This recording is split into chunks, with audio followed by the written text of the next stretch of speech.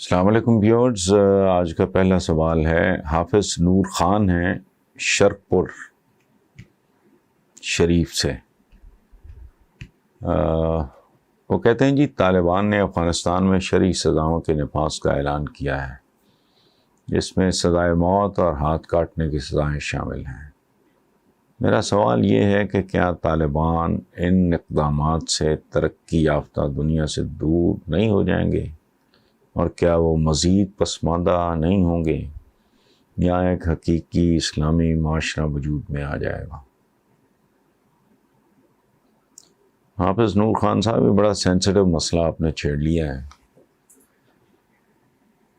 I was not prepared for this question۔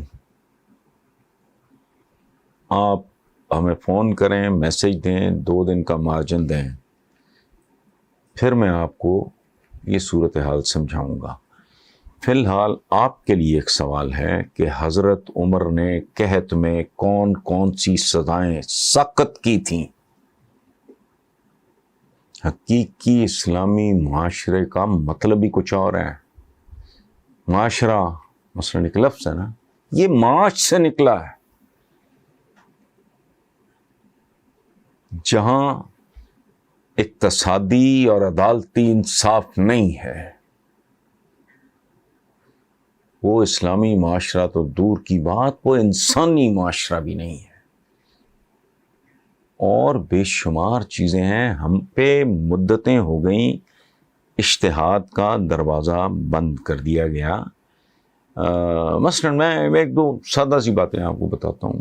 قرآن پاک میں ہے کہ کشتیوں اور لاغر اونٹنیوں پہ بیٹھ کے آؤ حج کے لیے۔ آج کون کشتیوں اور اونٹنیوں پہ بیٹھ کے حج کرنے جاتا ہے؟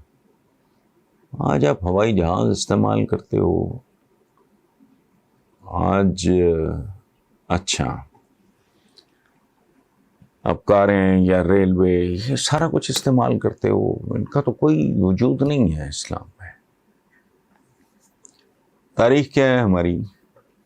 کل تک کی بات ہے جب لاؤڈ سپیکر کو حرام قرار دیا گیا، تصویر کو حرام قرار دیا گیا۔ اب آپ حج اور عمرہ نہیں کر سکتے پاسپورٹ کے بغیر۔ کھلی چھٹی تو نہیں ہے، چونکہ میں مسلمان ہوں تو میں بوتھا اٹھا کے حج یا عمرے پہ چلا جاؤں، نہیں، کوٹاز ہیں۔ اچھا، تصویر کے بغیر تو پاسپورٹ نہیں بنتا۔ پاسپورٹ بن بھی جائے تو جب تک ویزا نہ ملے یا وہاں سے آپ کو جو بھی لاٹری یا جو بھی آپ کہہ لیں اس میں نہیں ہو سکتا۔ کل تک کی بات ہے، محرم نہ محرم ہمارے سب کانٹیننٹ میں افغانستان کو تو چھوڑیں، ہاں بہت بڑا مسئلہ تھا۔ اب ہمارے علماء ماشاءاللہ نامحرم خواتین کے ساتھ بیٹھ کے پروگرام کر رہے ہوتے ہیں، نتھنگ رانگ۔ بے شمار مسلمان ممالک، ان میں میں نہیں جانتا انہوں نے اجتہاد کیا نہیں کیا ہے، بہت ساری چیزیں ہیں جو لاٹ آف تھنگس۔ ہم نے تو انجیکشن تک کو کنڈیم کیا ہوا ہے۔ سر سید احمد خان، خدا کی پناہ، ان کو کتنی گالی پڑی، وہ انگلش سکھانا چاہ رہے تھے۔ ایک ان کی بہت ساری چیزوں میں ان کی تو انٹرپریٹیشن اگر آپ ریلیجن کی سن لیں تو رونگٹے کھڑے ہو جائیں، آپ کو یقین ہی نہ آئے۔ یہ مجھے نہیں پتا حقیقی اسلامی معاشرہ اور قحط کا سا عالم ہے، نہ تعلیم ہے، نہ پیٹ بھر کھانا ہے، نہ جابس ہیں۔ اچھا، پھر مومن کی ایک پہچان یہ ہے کہ وہ اپنے عصر، اپنے عہد، جس زمانے میں وہ زندہ ہوتا ہے، اس کے تقاضوں کو سمجھتا ہے اور ان کو ایڈریس کرتا ہے، تو پورا اترتا ہے کہ تم چاند تک جاؤ گے تو میں مریخ تک جاؤں گا۔ باقی آپ کے سوال کا جواب آپ اگر بتائیں گے مجھے 2 دن کا مارجن دیں گے، میں اپنی طرف سے ایک لفظ نہیں بولوں گا۔ پاکستان کے سابق چیف جسٹس، ان کی ایک کتاب ہے فرام جنا ٹو ضیا، ضیا بھی اپنی قسم کا مسلمان تھا، ویل میننگ ہوگا میں نہیں جانتا۔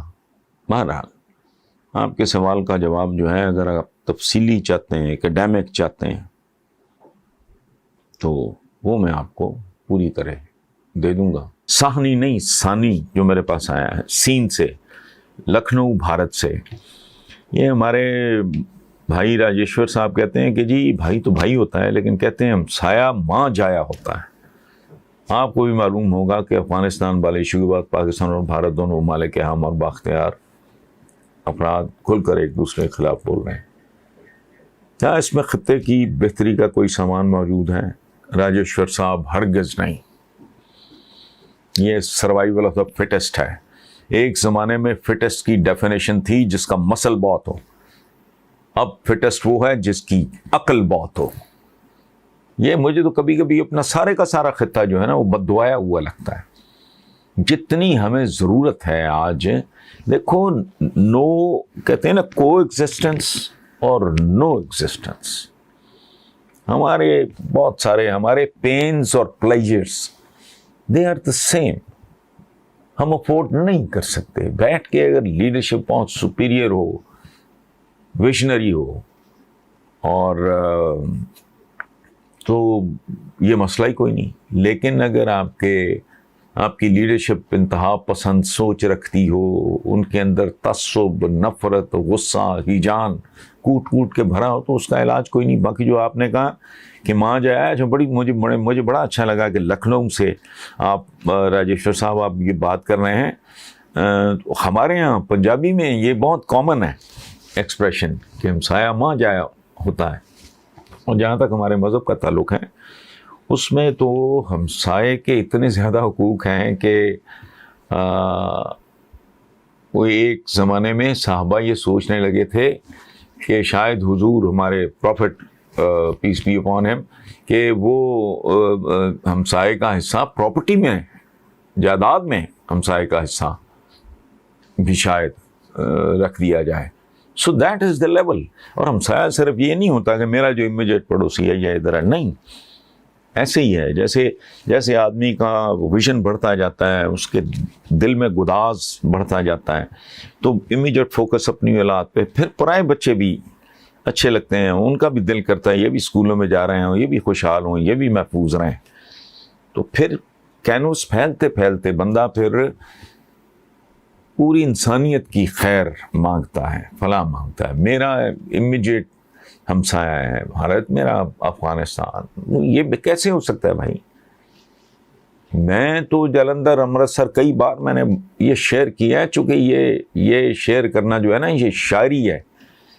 میں جلندھر، امرتسر، لدھیانہ سے مٹی لایا وہاں کی، تو کیوں میرے جو آباء و اجداد میرے بزرگ تھے جو پارٹیشن کے وقت وہاں سے مائیگریٹ کر کے آئے، اور آج تک مجھے چند مناظر ہیں غربت کے اس طرح کے جو مجھے نہیں بھولے، جن میں سے ایک میں نے متھرا کی ریلوے اسٹیشن پہ، متھرا کہتے ہیں کہ ریلوے اسٹیشن پہ ایک مقدس مقام ہے ہمارے ہندو بھائیوں کا، تو میں وہاں گیا تھا